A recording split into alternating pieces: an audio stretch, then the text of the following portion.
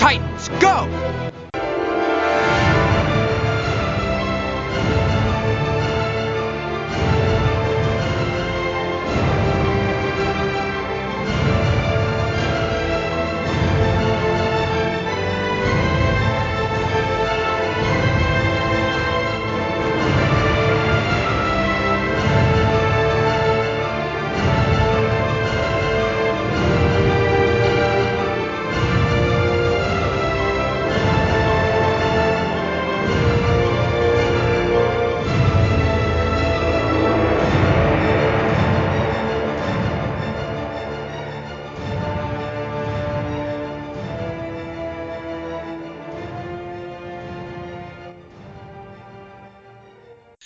Hello, everyone. Welcome back to Titan Talk, the Titans podcast.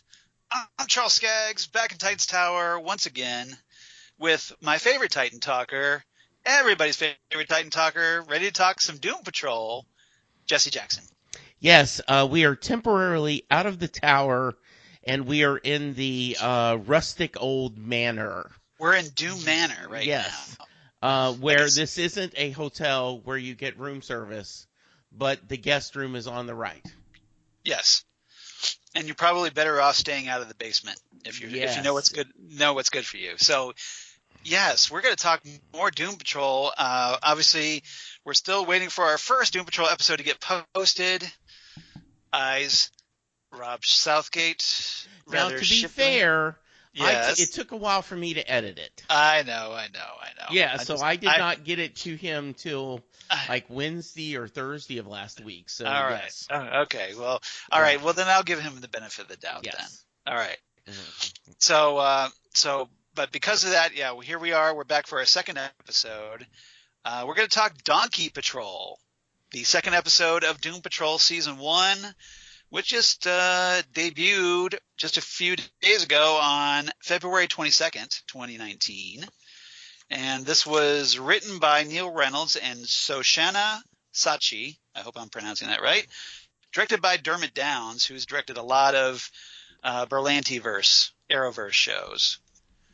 So pretty common director for Greg Berlanti production like this. And I can't wait to talk about it with you, Jesse. I hope you enjoyed it.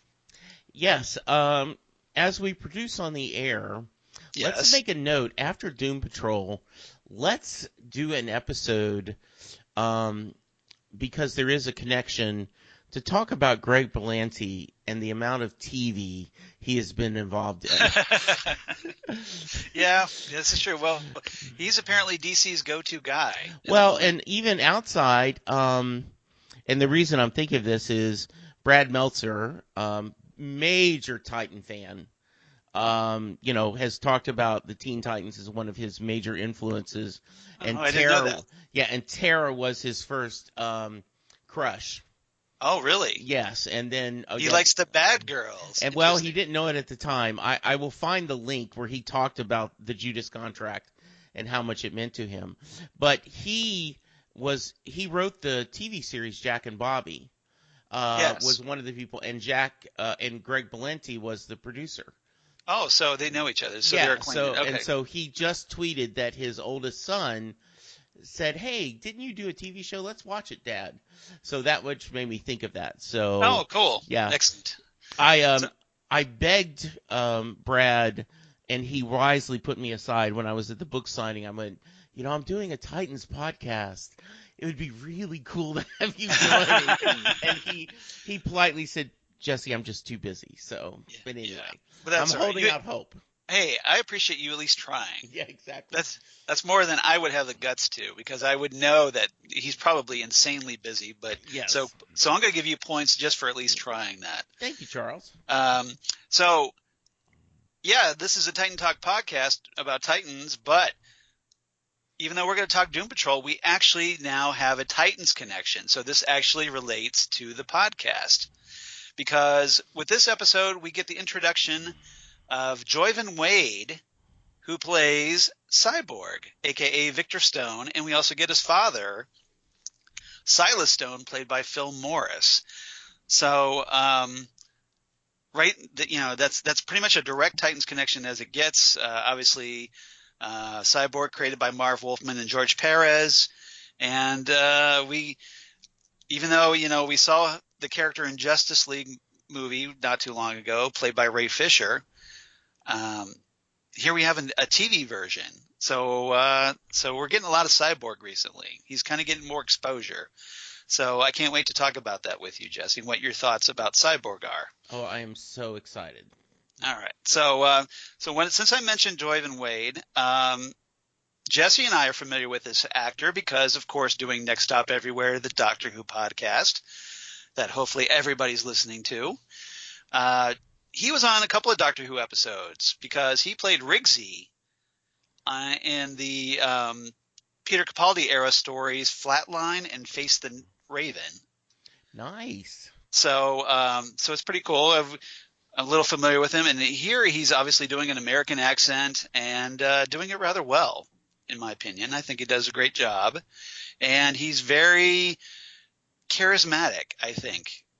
Yes. His character, this version of Cyborg. I don't know if I'm jumping over your topics. Well, we will talk about Cyborg. Okay. Well, Silas. then I'm gonna package that. Yeah. So I have a hot Cyborg opinion. Okay. Well, you can save it for our Cyborg segment. I will. Okay, that'll be our second segment. Okay. All right. But we also have Phil Morris, who plays Silas Stone, and he's a very cool actor. He does a lot of voice work. But go ahead. No, I was just going to say he is I'm sure you're about to mention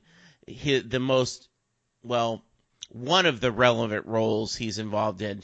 Right. When you talk about animated, he's all over the DC universe. Yes. But go ahead and talk about what he did. Well, one of the couple of things I want to mention was that, of course, he played John Jones, the Martian Manhunter, on Smallville, which is a show that both you and I are big fans of. And I got to know him. I was introduced to him earlier back in the 80s because I was a fan of the 1988 version of Mission Impossible. Yes. Where he played Grant Collier, the son of the character that was played by his father. Yes. In the 60s Mission Impossible. So it's kind of like a Mission Impossible: The Next Generation, and as far as this character goes. Yeah. But so he's been pretty, notable since the 80s, and it's kind of very cool to kind of see him here playing Silas Stone, Cyborg's father. Yeah, I knew him. I also watched him on the Mission Impossible. Yes. He has voiced so many characters in the animated. He's done a lot of DC animated work, so yeah. He obviously has a fondness for playing DC or comic book characters. He played Jackie Childs in Seinfeld, right? Which was kind of the Johnny Cochran type character. I forgot about that, but you're right. And I remember reading an interview with him when he was on Smallville that he is a major comic book fan and that he was thrilled to play John Jones. And obviously the current John Jones is amazing in Supergirl. Right. But at the time, it was as close as we had to somebody that obscure. And I realize John Jones is not an obscure character, but for a non-comic book fan, he just isn't Superman, Batman. Right. So, I'd say he's probably second tier. Right. And so I loved him playing that. I thought he was absolutely great. And I was very happy to see him in this series because I recognized them immediately. And I said, okay, that's some weight. That is some acting street cred adding to the characters, which this show is already full of so much heavyweights. Yes. Now, there was another actor in this who gets kind of a cameo here, but I wanted to bring him up. Curtis Armstrong, who played what was named Ezekiel the Cockroach. So that was the little cockroach that actually is like proclaiming, he's almost like a prophet, and he's kind of pontificating while the kind of wormhole black hole is kind of eating the city of Cloverton, Ohio. And then he gets pulled into the black hole, which was rather funny. But the character that was just something brand new that this show came up with. But the reason I bring up Curtis Armstrong is because I was a big fan of the TV show Moonlighting back in the day. Yes. And he played Herbert Viola, the paramour of Miss DePesto on that show. And he was really good on that. And he's also like a big 80s. If you're a fan of 80s movies, you probably saw him in a number of places. He was in the great John Cusack movie Better Off Dead. Yes. He played a character named Charles, no relation. And he also played, most notable probably for playing the character Booger in the Revenge of the Nerds movies. Yes. So if that voice sounded familiar, that's why. Because that's Curtis Armstrong. And who's done a lot of other things. Yes, he was also in Supernatural playing a angel Metatron. So Metatron. Yeah. So once again, just a really nice little character, to have it been in there to kind of talk about it. So yeah, very happy.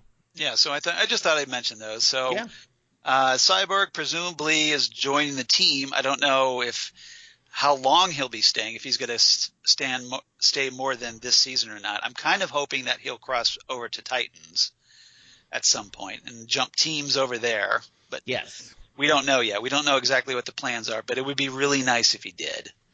Yeah. And it would be great to see him over there. Though he really fits well. He's a needed part of the Doom Patrol. Right. And as we get into a little bit closer, we'll talk about that. Yeah, exactly. All right. So with that, our first topic I want to talk about, and I do have themes for this. Hopefully they might make sense toward the end. Okay. But I'm hoping you may not be familiar with these titles, but if you're a certain fan of a certain singer, you might be aware of these titles. So the first topic I want to talk about is It Ain't Easy. And that is, I want to talk about Robot Man and Crazy Jane, first off.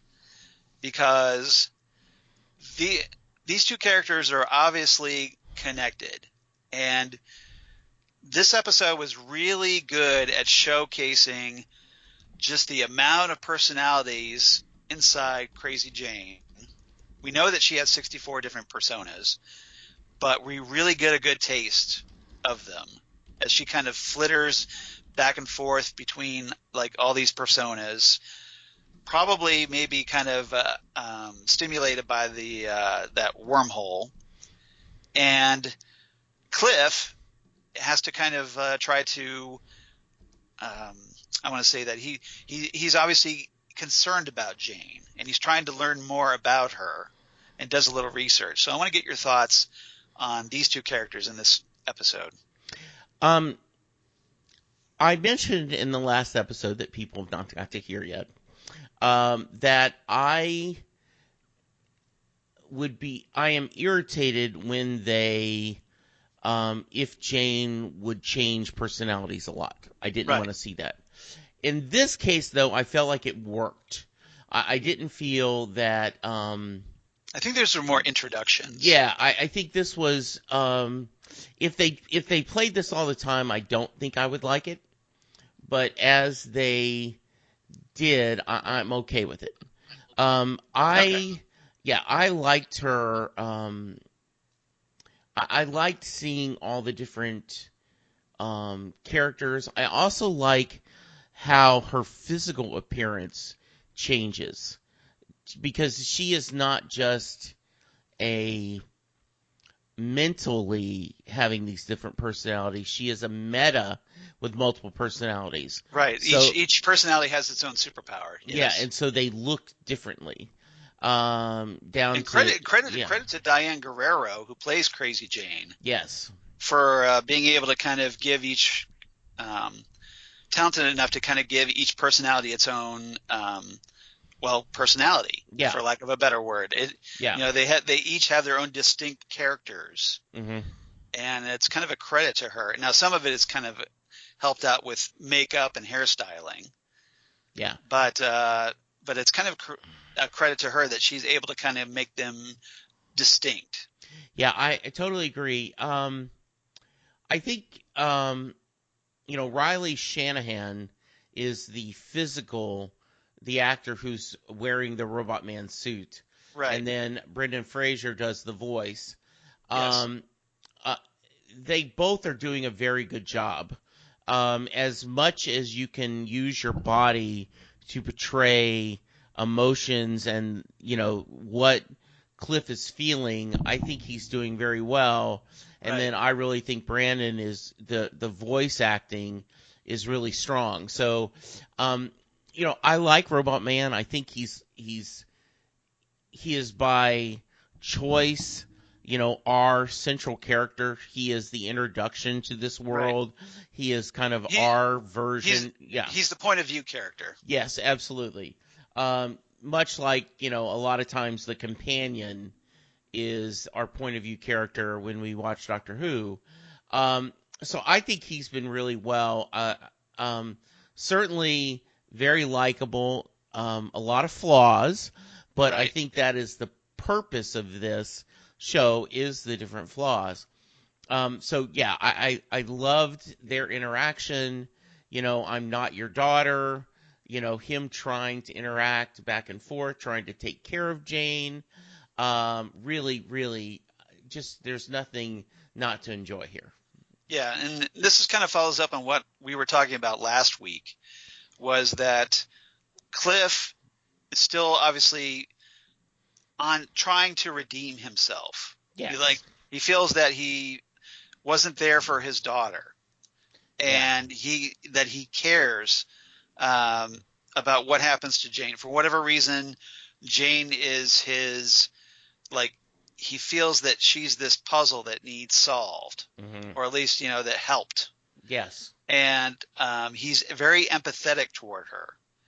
And in the one hand, it obviously helps make his character much more likable because he's caring so much about Jane and trying to help her, compared to the what he used to be before he became Robot Man. And we talked about that. That he's better as a robot than he is as a human being. Absolutely, much more human. Right. But he still has these failings that he's trying to overcome. And Jane, we get the first sense that she's kind of aware of this. At least one of her personalities is. I forget which personality it was, but basically one of them confronted Cliff and said, "Hey, look, I know about your daughter, how you really screwed that up." And so, and I think that kind of made Cliff kind of be a little bit taken aback by that for a moment, until he rebounded and realized that that it was just one of Jane's personalities talking, and that, he still needed to try to help her. So he goes off and he tries to research what's going on with her. He goes down to the chief's lab or whatever in the basement, and he comes across videos that the chief had made of Jane, and watches those videos to try to get a better understanding. And we learn more of the underground, which is this kind of mindscape that Jane, after being so traumatized, in order to kind of manage these personalities, came up with in her brain. And Cliff gets a better understanding of that, especially after he uncovers a map of the underground that one of Jane's personalities, the Hangman's daughter, drew for the chief. And at this point, I think Cliff realizes just the magnitude of how screwed up she really is. Yeah. So what did you think of that? Yeah, I liked it a lot. First off, very cool, the retro look of the VCR player. The VHS. Yeah, I mean, that alone would have made it look old, but if they had The really old TV set. Yeah, just kind of helped. I liked it. I liked it a lot. I think it's interesting. I like that Jane seems defensive about the underground. What do you know about the underground? You Right. know? Um, Well, some of her personalities are obviously very protective, yes. and we get the mention of this one personality, Katie, Hmm. which is obviously very deep down in Jane's psyche. Hmm. And the other personalities are trying to protect Katie to the point where if they think Katie is threatened, the other personalities lash out, and this is why Jane ends up attacking Cliff and Cyborg at one Yes. point. So, do you think that what's your feeling about like just that this Katie persona? What do you think that's going to bring to the series? It Now, depends. I kind of have an idea, although Katie was something a little different in the comics. So it depends. Depends if Jane can end up controlling these. Right. Like Hammerhead, right? Um, Yes. when you need strength and um, the you know the this version of this fire creature Yes. can be very powerful if she can be controlled. And what I mean by be controlled is Jane can she will work with the other team. She'll know she's a teammate. I think a Right. perfect example of that is um, in Flash how Killer Frost has Yes. become part of the team They while they fi- yet they figured they remaining. figured out a way to manage her, is what you're saying. Yes, and Yeah. where she wants to be managed, and she is definitely a a part of the team and glad to be there. So if they can get that, I think that's going to be a powerful weapon for them. My worry is that won't happen. She Right. will be a she will just be someone who is kind of a wild card that they can't plan on Right. being able to count on. Yep. Now, one of the personalities that was very distinctive in this episode was Baby Doll. Yes. This very childlike persona, and I thought was Diane Guerrero's best performance in this episode. That um, they did her hair up in pigtails, and she obviously is just this really that childlike performance. Just it was pretty powerful, I thought. And this is persona that tries to is willing to at least talk to Cyborg, which is Hmm. one of the reasons Robot Man ends up going to the basement, much to Robot Man's chagrin. Yeah, because she says, "Oh, She's all yeah, he's he's scary. ugly, he's Yeah. scary," and so that was um, that. Did you feel bad for Cliff at I that did. moment? I felt bad for Cliff a lot. Yeah. Yeah. Yeah, because here he is. He's trying to reach out, and then this one personality just completely hates him, finds him scary, and then here's the newer model Cyborg. Yes. So there's a little bitterness, I think, on the part of Cliff, Absolutely. and he's kind of like goes down and like he's muttering to himself. He calls Cyborg like a robo tween and all that, and which I thought was kind of funny. Hmm. But Baby Doll was really interesting because um, Cyborg's trying to relate to her. Um, he's showing her little kitten videos. He's projecting them on the wall or whatever, and Yes. she thinks that's adorable. Hmm. She's really enjoying that. So now that he's trying to but he's doing it with an ulterior motive. He's trying to get her confidence so that she'll talk about what happened to the chief. Hmm. And Baby Doll picks up on it. Yes, he does. She And, does. and she says that, she didn't witness it, but Katie did. And so Katie knows what happened to the chief, Right. but and this is what triggers the whole fight, is that Cyborg keeps pressing. Mm-hmm. And it was a kind of a great juxtaposition, because at that moment Cliff's downstairs figuring out, like, okay, she really doesn't like to be interrogated. Right, and he comes up there running. Yeah, he's going like, oh, oh shit, no, oh shit, no oh shit, yeah. yeah. And and he's trying to get back in time, but of course everything goes to hell. Mm-hmm. And I just thought that whole sequence is really well done. Yeah, and there's that great scene where they go up to Rita and like, do you want to take a walk? I could use some air while all chaos is going behind them. Yeah, that's one of the things I want to talk about in our third segment is Rita and Larry. But yeah, they basically like, I'm not dealing with this, and they go outside. Yeah.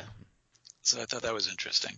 All right, anything about Cliff and Crazy Jane before I move on? Nope.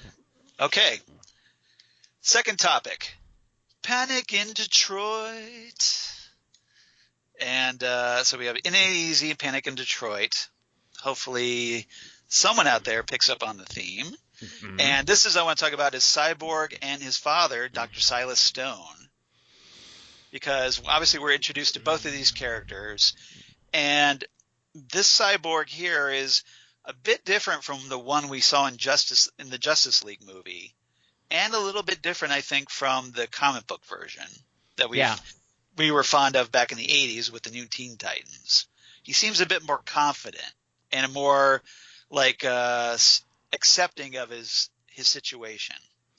Yeah. So I want to get your thoughts on him. So I think this is my favorite version of Cyborg I've seen. Now I know we haven't had that many, but this is just I like this character a lot. You like this version better than Ray Fisher's version in Justice League. I think he is the perfect addition because he seems to be more level-headed, more focused, more comfortable with what he is, and so he is a natural leader, for the group. So that's why, as much as it would be fun to have him on Titans, I just think he might got lost if he had joined the Titans, and this gives him a lot of room to shine as a character. So do you think they brought him in to try to focus the team more on feeling like they could be superheroes? Yes, absolutely. And because he talked about that, I thought it was really nice when he was in the the dimension, and they were trying to, Mr. Nobody was trying to torture him. Yes. He's like, so what? I live this every day. Every night. This is. I really thought that was a good scene. Yeah, it was really good. It was. Cyborg's just all like, okay, bring it. Yeah, like whatever you dish out. You think this is making me upset? I can deal with this all day. Yeah, because I live with it every day.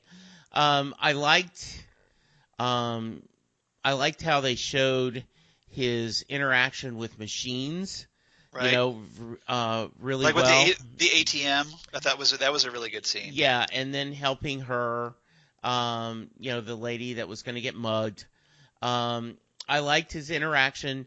The comics, there was always a little bit of tension between his dad and him. Right. And there was the right amount of tension here. Not so much that I disliked his father, but there was enough that, his father has ambitions for him and where to think. Right. This Victor does not seem to feel sorry for himself. Right. The way that, as you kind of talked about in the Teen Titans, he's more accepting of this is what happened, and truly trying to live a legacy of his mom. And he talked about that, which I thought was really nice. So I love how comfortable he was, how much he's friendly with the chief, their friendship together. This was just really, really a great second episode and shows that, Cyborg needs to be part of this team. I was just really, really impressed. Yeah. Oh, good. I'm glad you were, and Yeah. I'm glad that I hope this helps you appreciate the show more. Well, when we summarize, I'll give you my Okay. thoughts. But All yeah. right. Great. All right. Great. Okay. Now we talked about that this version of Silas Stone, Vic's father, is a little different than what we've seen before, because in the comics and also in the Justice League movie, Yeah. Silas is basically depicted as this very detached, obsessed with his work. Like he kind of views Victor as more of a science research project than his son, Hmm. and which of course creates a lot of resentment for Victor toward his father. But here, this version of Silas almost kind of is like a sidekick, Yes. or like basically almost like the Alfred to Cyborg's Batman. They were actually working as a partnership, and this version of Silas wants Victor to be like a top level superhero. They've Yes. worked out a plan, and this is one of the things that in the flashback Vic talked about to the chief is that, well, hey, I'm looking, like I've got this 5-year plan to join the Justice League, maybe sooner, depending on how Right. things go. And so essentially they've worked out this goal, and that like with so Silas is essentially kind of like monitoring how Vic performs as a superhero and critiques him into what he feels needs to be make him a better, more top level superhero. So he's kind of critiquing his performance a bit. And so as a result, Vic buys into this a little bit, but then the chief comes along and kind of puts these little seeds of doubt in Vic's brain, Yes. going like, well, is this what you want, or is this what your father wants? Yes. And so these little tiny seeds are kind of starting to, I think, they're going to put a little friction between Vic and his father.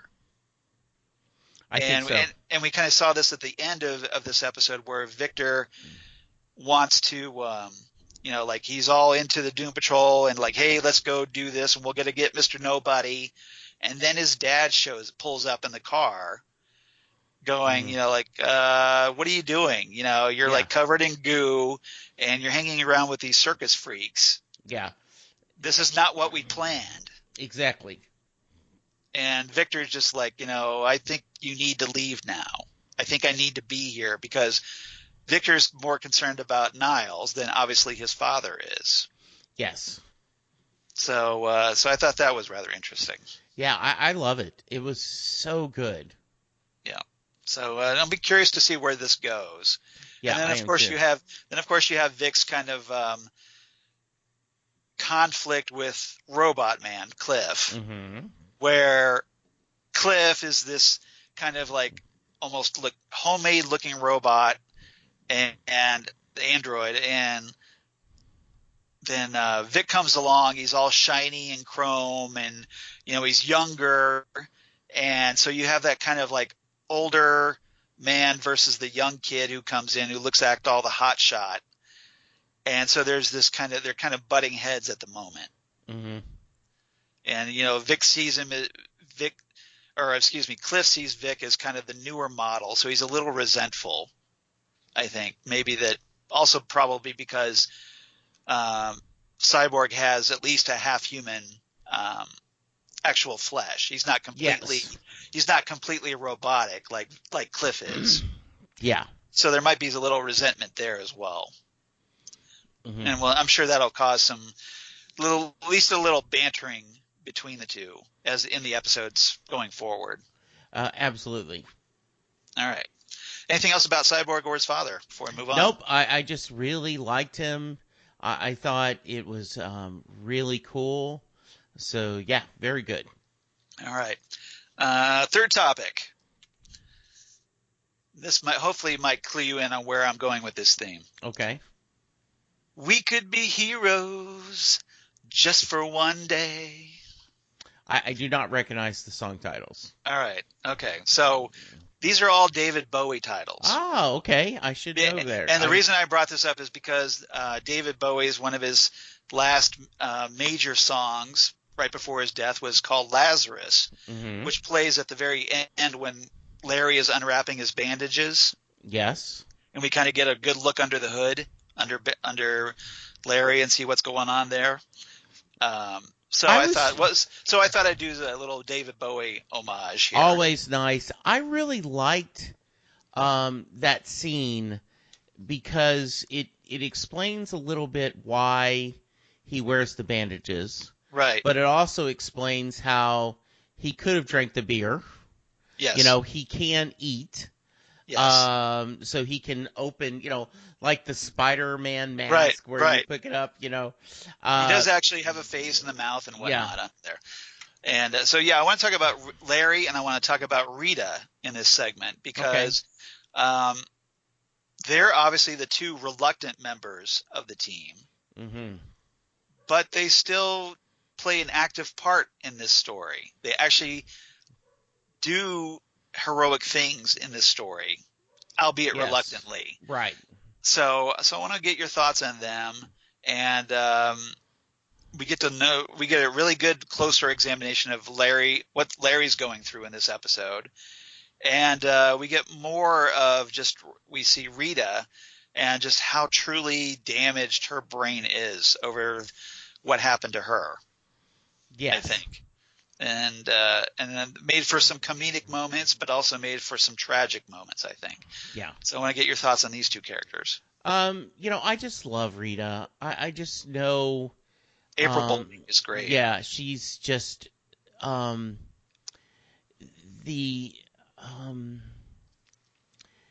she's always so proper. I was going to say formal, but it's just proper. I think comes across better. Very she's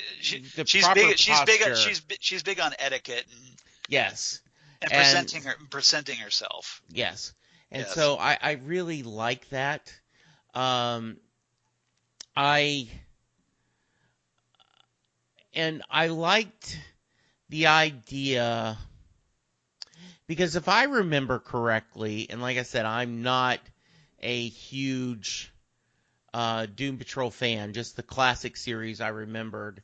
Right. It always felt like Larry, the negative man, was him. Like he dropped the body and he was always that negative man, and that's why he had the bandages. This is a different take where this is actually a creature living inside him. Yeah, the negative spirit. Yeah. So a symbiotic relationship. And I liked his note, we have to come up with some ground rules. Yeah, they're actually in conflict, these two. Yeah. And so I thought that was good. I thought that was an interesting take. I understand a little bit more of perhaps why they had him be gay, because the idea when he was in the closet, he was fighting an inner self. He had a wife, he had a child. Right. He was this straight, got the right stuff test pilot, but also inside of him was a true self of where he can't be with the one he loves. He can't live his life that way. So there is an inner conflict. Right. Now then that he is gone, there is another inner conflict. There is him, the very badly damaged physical self, but inside there is another creature, another person. And so I think he's used to that struggle, and I think this is a nice way to show that. Yeah, I think that's a great point that you're pointing out, is that the negative spirit inside Larry is essentially, it's almost a symbol for what he went through in the 60s. Yes. Being this test pilot, because obviously back then this was heavily frowned upon. Yes. Back then. And he wasn't out. He was right. And he was, because he was married, and in polite society this was not acceptable. Yes. So he couldn't be this, and so he had to lead this secret life. He had to keep that, his true self, like you pointed out, inside him. Yes. And so we have the negative spirit. It's kind of the same thing where Larry is having to come to terms with a creature inside him, Mm-hmm. and trying to figure out how they can coexist. Yeah, and I was a little critical that I felt like it was an unnecessary twist to have him be Right. gay. And now you kind of see Now the then point I of go, okay, I was totally wrong, and I should have had more faith in the writers. Right. Because I think that's a very important, and it does not appear that they are. It's like the negative spirit is a metaphor for. Yes, and they're not hitting us over the head with it. It's just a very. So I was very happy with that. Yeah, and obviously Larry's great scene is that scene where he's at the bus terminal. Yes. And he's trying to get out of Cloverton, or what's left of Cloverton, and he's basically saying, okay, I want to go wherever the most remote spot you can take me. Yeah.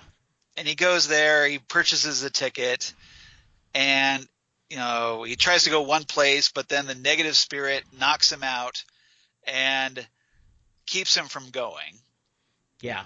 And so Larry has to go back inside, get another ticket to somewhere else. He tries that. That fails. The negative spirit does the same thing again, over and over and over. Mm-hmm. And so to the point where like just Larry is just screaming up at the heavens, or screaming at the negative spirit, just like come on already, let me leave. And what I thought was really funny, it's a small role, but as you say, there are no small roles. There are only small actors.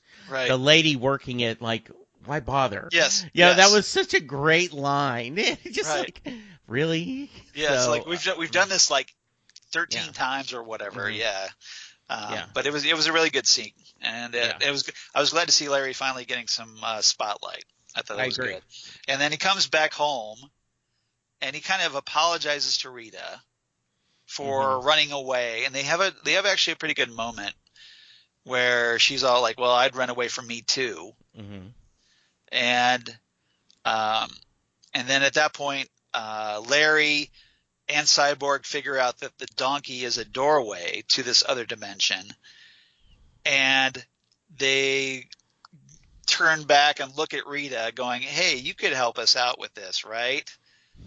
And this was just an amazing performance right here by April Bowlby, where she just completely loses it, and about the idea of, stretching down the gullet of this donkey. Yes, like to see what's going on. It's the most horrible thing she can imagine. Yes. And of course, I don't want this. Yes.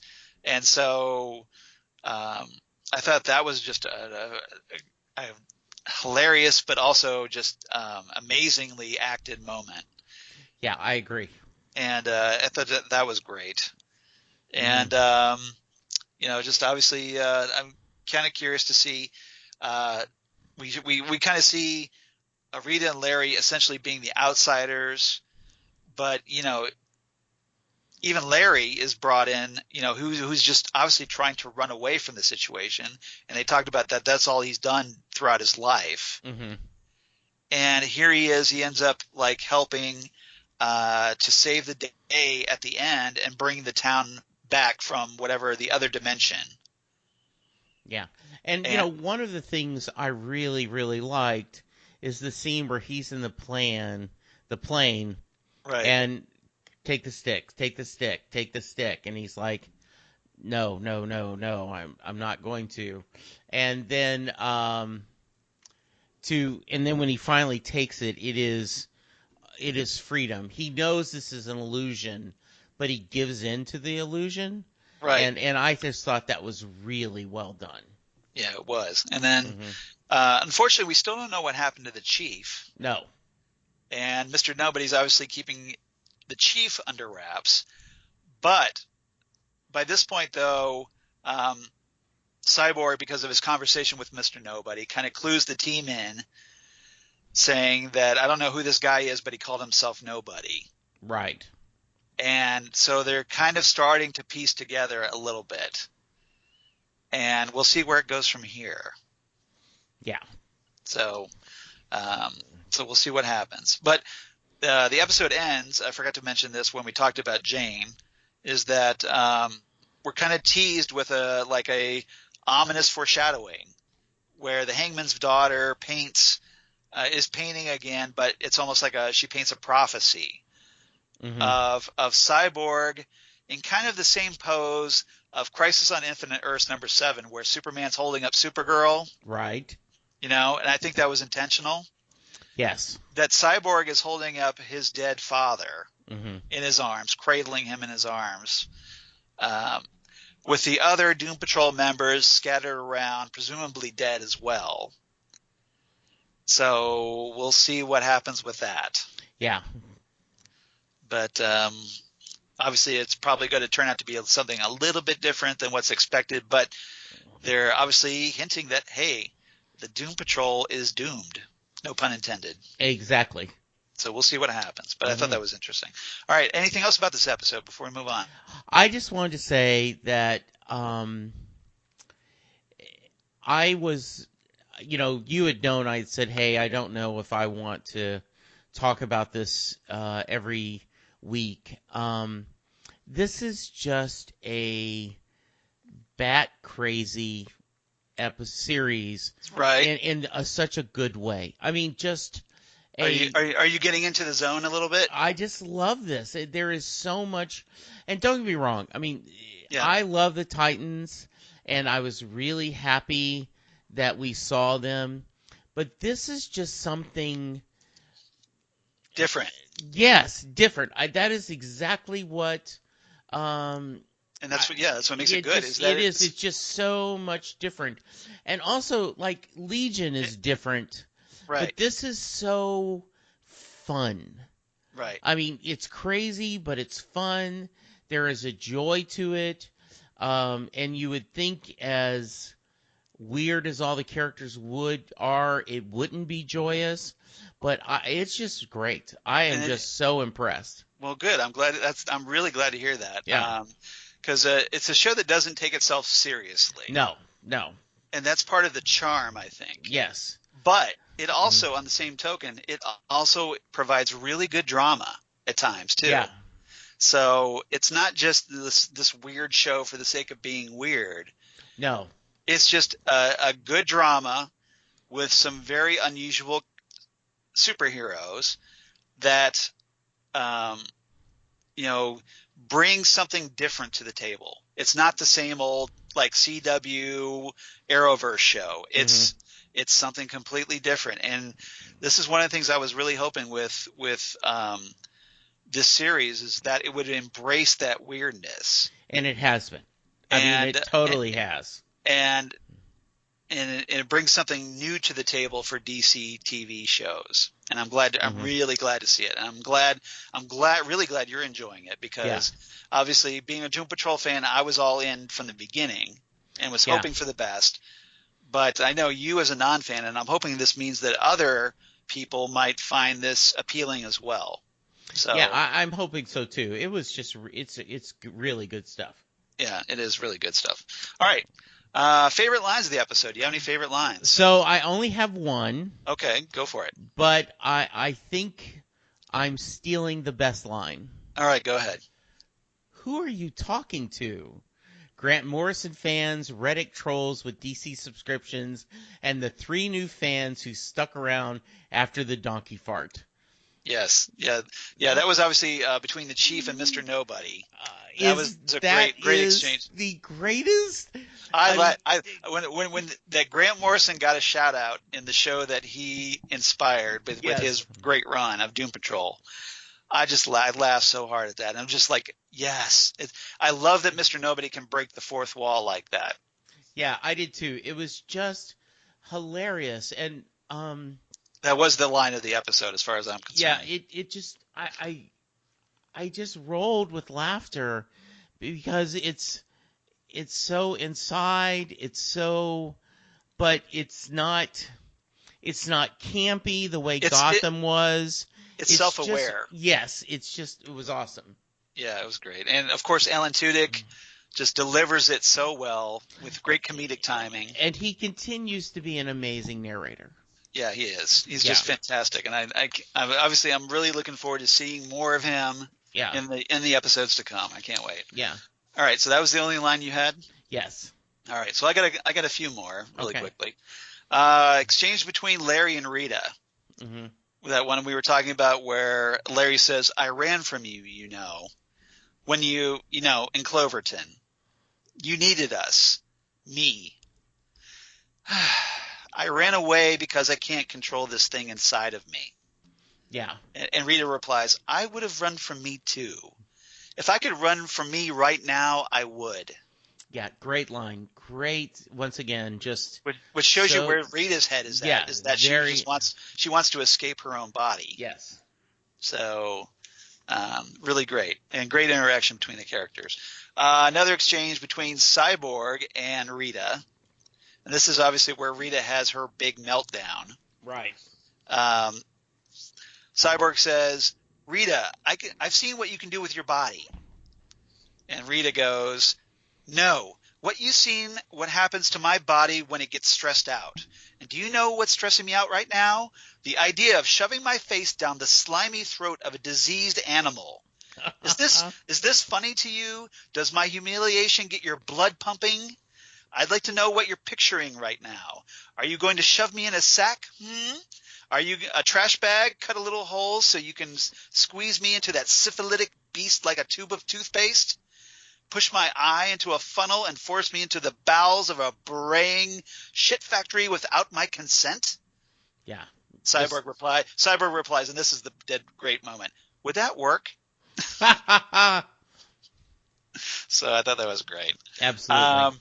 And then lastly, between that scene between Mr. Nobody and Cyborg that we liked so much, where Mr. Nobody's kind of torturing Cyborg with memories of the explosion that took a bunch of his body parts.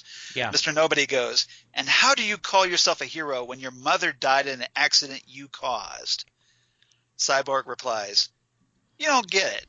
You think forcing me to relive this is torture? I relive this every time I go to sleep. I relive this when I close my eyes. You may know who I am, but you don't know shit about me. If you did, you would know that every criminal I bust and every person I save is me fulfilling a pledge I made to my mom that she'll never get to hear. Trying to make her proud, knowing that I'm the reason she's not around to see it. That's my burden. That's what it means to be Cyborg." Yeah. That's great writing there. I love that. It is totally great writing. I love that moment. Yeah. And I kind of wish that Ray Fisher had gotten something that good in the Justice League movie, but he didn't. Yeah, exactly. But here at least Joivan Wade does, and that was really good. All right, what's your rating?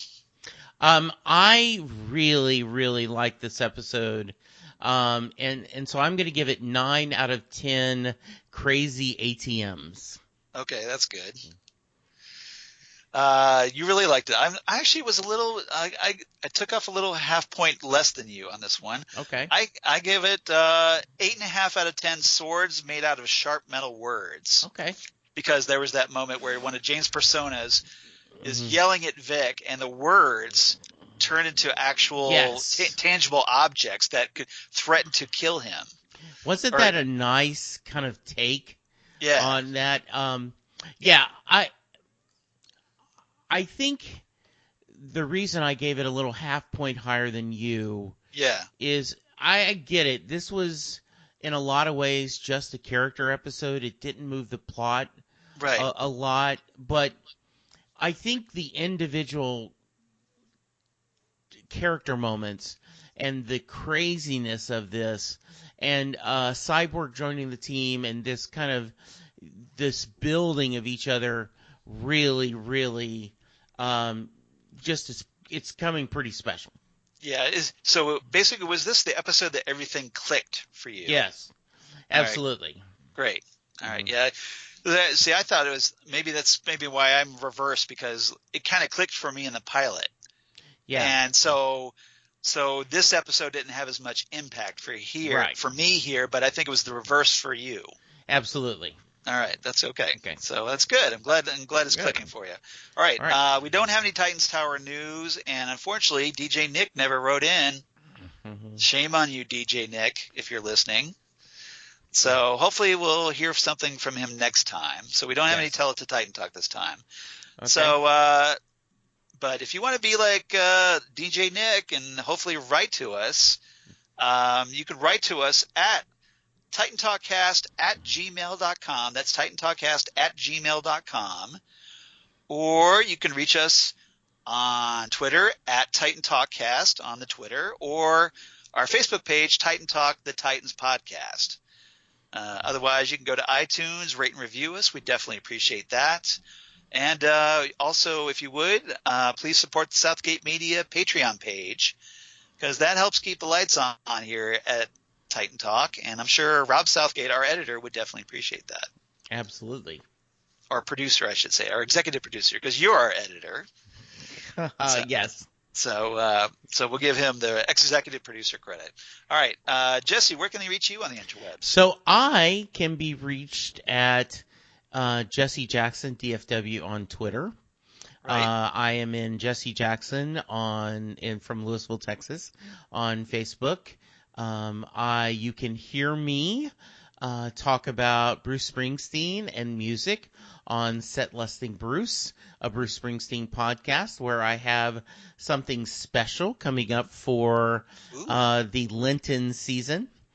No connection from Bruce to Lent, but it's an excuse for me to do something a little different.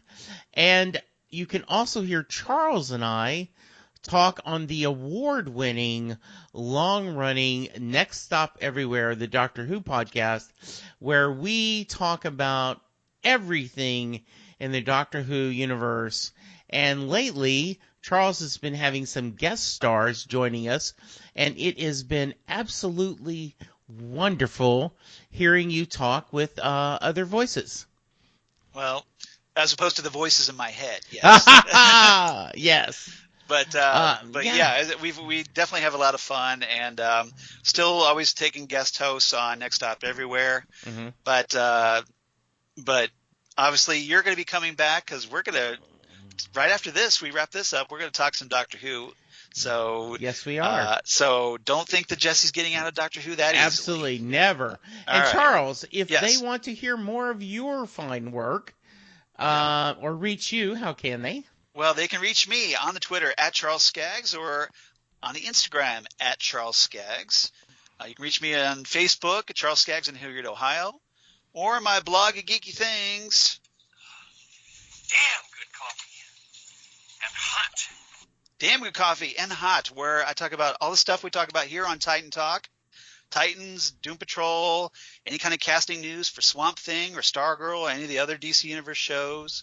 All kinds of comic book sci-fi news and news of my other podcasts I do for Southgate Media, including the aforementioned Next Stop Everywhere, the Doctor Who podcast, or Ghostwood, the Twin Peaks podcast that I do with Zan Sprouse, wife of comic book artist Chris Sprouse, where I talk about all things Twin Peaks, David Lynch, etc., etc. So please check those out as well. I would definitely appreciate it. And otherwise, I think that'll do it. Jesse, thank you so much. I'm really glad you're digging Doom Patrol. This is great. And come on back, everybody. Next week, we're going to talk episode 3 of Doom Patrol, Puppet Patrol. So, yes, I'm noticing a trend here with these episode titles ending in patrols.